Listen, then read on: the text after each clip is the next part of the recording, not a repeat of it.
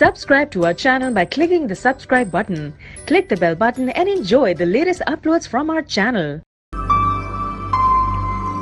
اچھا طاہر صاحب تھوڑا سا بتائیں گے، بڑی کامن سی بات ہے کہ بعض اوقات انسان کے پاس سب کچھ ہوتا ہے اس کے باوجود وہ خوش نہیں رہ پاتا، یہ تھوڑا سا بتائیں گے آپ؟ دیکھیں یہ بہت امپورٹنٹ کوشچن ہے اور آج کل یہ بہت بڑا مسئلہ بھی ہے. میں اس کو ایک واقعے سے بتاؤں گا کہ کچھ دنوں پہلے میرے پاس ایک صاحب آئے، وہ تھوڑے افسردہ نظر آ رہے تھے، حالانکہ جابز ہیں ان کے پاس. میں نے ان سے پوچھا کہ آپ یہ بتائیں کہ اگر آپ کو آج کون سی چیزیں ایسی مل جائیں جس کی وجہ سے آپ بڑے خوش ہوں گے. تو انہوں نے جواب دیا کہ جی دیکھیں میں جو ہے نا ایک بڑا گھر خریدنا چاہ رہا ہوں، اس کے لیے میں نے فنڈنگ کافی ارینج کر لی ہے، تھوڑی سی فنڈنگ رہتی ہے، اگر اس کی فنڈنگ ہو جائے میں بڑے گھر میں شفٹ ہو جاؤں تو یہ بڑا اچھا ہوگا. پلس میرا بچہ جو ہے وہ جاب ڈھونڈ رہا ہے، گریجویشن کر لی ہے، انٹرویوز دیے ہیں اس نے، اگر اس کو جاب مل جائے ایک اچھی سی، اور ہم یہ بھی کہہ رہے ہیں کہ میرے پاس ابھی موٹر سائیکل ہے، میں چاہ رہا ہوں چھوٹی سی گاڑی ہو جائے، اگر یہ تین چیزیں مل جائیں نا تو لائف سیٹ ہو جائے گی میری. ٹھیک ہے، میں ان سے یہی جواب ایکسپیکٹ کر رہا تھا. لیکن میں پوائنٹ یہاں بتانا چاہ رہا ہوں کہ ہم لوگوں نے اپنی خوشیوں کو پوسٹ پون کر دیا ہے. ہم اپنی خوشیوں کو فیوچر سے ریلیٹ کرتے ہیں.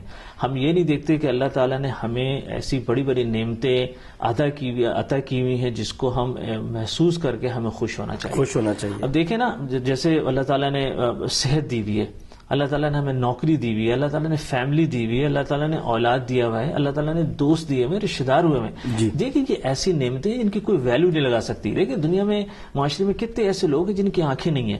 تو ہماری اگر اللہ تعالیٰ نے آنکھیں صحیح دی ہوئی تو کیا ہم ان آنکھوں کو 2 کروڑ یا 3 کروڑ یا کسی ویلیو پہ بیچیں گے؟ کبھی نہیں. لیکن اگر اس کی ویلیو دیکھیں تو اس کی ویلیو لگا بھی نہیں سکتے آپ. اسی طرح جسم کے کتنے ایسے آرگنز ہیں جو لوگوں کے خراب ہو گئے ہیں، لوگ بیچارے بہت پیسہ خرچ کر کے بھی اس کو خریدنے کے لیے یا اس کو ٹھیک کرنے کے لیے بانے مارے پھرتے ہیں. لیکن ہمیں اللہ تعالیٰ نے وہ ٹھیک ٹھاک دیا ہوا ہے. تو ہمیں ان چیزوں کا بھی ادراک کرنا چاہیے، ان چیزوں کا سوچنا چاہیے. اور اسی طرح دیکھیں، جیسے فیملی کی بات کرتا ہوں نا، میں فیملی کی امپورٹنس اس طرح پتہ لگائیں. دیکھیں میں ایک سی ای او کو جانتا ہوں، ایک کمپنی کا سی ای او ہے جس کی ماہانہ تنخواہ $1,00,000 ہے. لیکن مجھے اس کی لائف پہ بڑا تعجب ہوتا ہے، بڑا افسوس ہوتا ہے. وہ اکیلے رہتا ہے.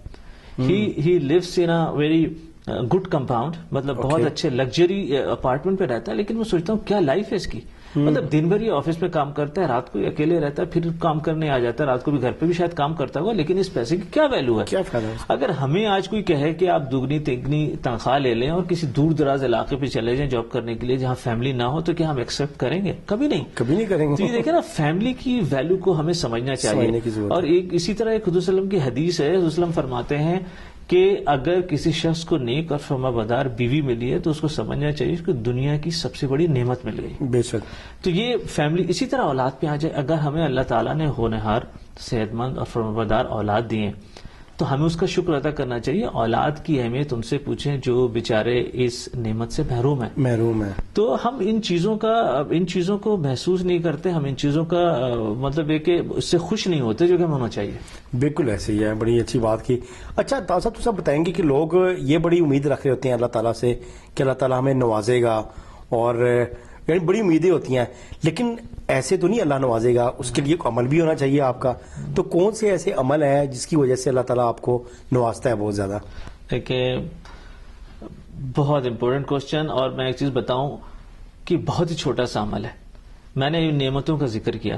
جب ہم ان نعمتوں کا احساس کر کے اور ان کا شکر ادا کرنا شروع کرتے ہیں نا تو اللہ تعالیٰ ان چیزوں میں برکت دینا شروع کر دیتا ہے. دیکھیں جب ہم اپنی صحت کا شکر ادا کرتے ہیں نا تو اللہ تعالیٰ ہماری صحت مزید بہتر بنا دیتا ہے. جب ہم اپنی اولاد کے لیے اللہ کا شکر ادا کرتے ہیں نا تو اللہ تعالیٰ ہماری اولاد کی اخلاق میں کردار میں بہتری پیدا کر دیتا ہے. جب ہم رزق کا شکر ادا کرتے ہیں اللہ رزق میں برکت ڈال دیتا ہے. جب ہم اپنے کاروبار اور دوسری چیزوں کا شکر ادا کرتے ہیں تو اللہ تعالیٰ ان چیزوں میں برکت ڈال دیتا ہے. جن چیزوں کا ہم شکر ادا کرتے ہیں اللہ تعالیٰ ان چیزوں میں برکت ڈالنا شروع کر دیتا ہے. یہ گارنٹیڈ ہے. اچھا دیکھیں یہ ہوتا کیوں ہے. دیکھیں اللہ تعالیٰ سورہ ابراہیم کے اندر فرماتا ہے لَإِن شَكَرْتُمْ لَأَزِيدَنَّكُمْ، اگر تم شکر کرو گے تو میں تمہیں اور دوں گا. اصل میں ہمیں یہ راز پتہ نہیں، ہم اس کو اپلائی نہیں کرتے اپنی لائف کے اندر. واللہ اگر صرف ایک شکر ادا کرنا ہم شروع کر دیں نا ریگولرلی، تو ہم اپنی زندگی میں بے انتہا تبدیلی اور ہماری نعمتوں میں بے انتہا اضافہ پائیں گے. اب دیکھیں شکر کی اہمیت کا اندازہ میں نے اس بات سے لگایا کہ قرآن کریم میں کم از کم 64 ٹائمز اللہ تعالیٰ نے شکر مینشن کیا ہے. اچھا، اور بہت ہی امپورٹنٹ جگہوں پہ، جیسے مجھے ایک جگہ جو یاد آ رہی ہے، جیسے سورہ بقرہ کے اندر اللہ تعالیٰ فرماتا ہے کہ فَاذْكُرُونِي أَذْكُرْكُمْ وَاشْكُرُوا لِي وَلَا تَكْفُرُونَ، یعنی تم میرا ذکر کرو میں تمہارا ذکر کروں گا، اور میرا شکر ادا کرو، کفر مت کرو. اب دیکھیں یہاں پہ اللہ تعالیٰ نے اپنے ذکر کے ساتھ شکر کا ذکر کیا ہے. میں یہ سمجھتا ہوں، میری رائے یہ ہے کہ دیکھیں جب تک ہم تہ دل سے اللہ کا شکر نہیں ادا کرتے نا، ہمارے ذکر یا عبادت کے اندر تاثیر پیدا نہیں ہوگی. اس کا بڑا گہرا تعلق ہے. اسی طرح ایک اور پلیس، ایک اور جگہ جہاں پہ شکر کا ذکر آیا وہ ہے سورہ الاعراف. سورہ الاعراف کی وہ آیت جہاں پہ اللہ تعالیٰ وہ ذکر کر رہا ہے شیطان کا، جہاں پہ اللہ تعالیٰ نے شیطان کو کہا کہ تم یہاں سے نکل جاؤ. پھر شیطان نے اللہ تعالیٰ سے مہلت مانگی اور اللہ تعالیٰ نے اس کو مہلت عطا کی. جب مہلت عطا کر دی تو شیطان نے ایک چیلنج کیا اللہ تعالیٰ کو. شیطان نے کیا کہا اس آیت کے اندر؟ شیطان نے کہا کہ میں تمہارے بندے پہ حملہ کروں گا آگے سے، پیچھے سے، دائیں سے اور بائیں سے. اور اس کے بعد اس نے کہا کہ آپ اپنے بندے، اکثر بندوں کو شکر گزار نہیں پائیں گے. اب میں نے جب اس ورڈ پہ غور کیا کہ شیطان نے یہ کیوں نہیں کہا کہ آپ اکثر بندے کو روزے دار نہیں پائیں گے یا نمازی نہیں پائیں گے یا والدین کا فرما بردار نہیں پائیں گے، اس نے کہا کہ آپ اکثر بندوں کو شکر گزار نہیں پائیں گے. اس کا مطلب یہ کہ دیکھیں ہر چیز شکر سے شروع ہوتی ہے، شکر سے ہوتی ہے. اگر ہم شکر نہیں کرنا شروع کریں گے تو ہم صحیح بندگی نہیں کر سکتے، ہم صحیح عبادت نہیں کر سکتے، ہمارے دل میں اللہ کی محبت پیدا نہیں ہوگی، اللہ کے قریب نہیں جا سکتے. ہم شکر کی بہت بڑی امپورٹنس ہے، بہت اہمیت ہے. اور جیسے جیسے ہم شکر ادا کرتے ہیں نا اپنی نعمتوں کا جو اللہ تعالیٰ نے ادا کی ہیں، تو ہمارے اندر دیکھیں ایک بہت بڑی خصوصیت پیدا ہو جاتی ہے جس کو کہتے ہیں قناعت کہتے ہیں، کنٹینمنٹ کہتے ہیں.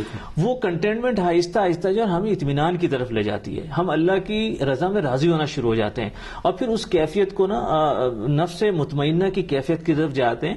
اور میں تھوڑا سا اور اس پہ ایڈ کر دوں کہ نفس مطمئنہ اگر کوئی اس لیول پہ پہنچ جائے تو کیا بات ہے. اس لیے کہ اللہ تعالیٰ سورہ فجر کے اندر وہ لوگ جن کو اللہ تعالیٰ نے نفس مطمئنہ عطا کیا اس کو بڑے پیار سے اللہ تعالیٰ ایڈریس کرے گا. اللہ تعالیٰ کہے گا یا ایتھا النفس المطمئنہ ارجعی الی ربک راضیۃ مرضیہ فادخلی فی عبادی وادخلی فی جنتی، جس کا مفہوم یہ ہے کہ اے میرے نفس مطمئنہ والے بندے، میں تم سے راضی ہو گیا، تم مجھ سے راضی ہو جاؤ، آؤ میرے بندوں میں داخل ہو جاؤ اور میرے جنت میں داخل ہو جاؤ. دیکھیں یہ سب شکر کی آیتیں ہیں، اور اسی طرح بے انتہا اور بہت ساری آیتیں ہیں اور شکر کی بڑی بڑی اہمیت ہے. دیکھیں ایک چیز اور لاسٹ، کہ یہ راز شکر کی جو اہمیت قرآن نے 1400 سال پہلے بتائی تھی، یہ اب ویسٹرن ورلڈ والے ریسرچ کے ذریعے یہ چیز سیکھ رہے ہیں. اور انہوں نے ویسٹرن ورلڈ میں ایک گریٹیچیوڈ تھراپی ایجاد کی ہے، جس میں لوگوں کو جو ڈپریشن اور اسٹریس کے مریض ہیں ان کو ان چیزوں کا شکریہ ادا کرنے کی تھراپی بتاتے ہیں کہ اپنے ارد گرد چیزوں کا شکریہ ادا کریں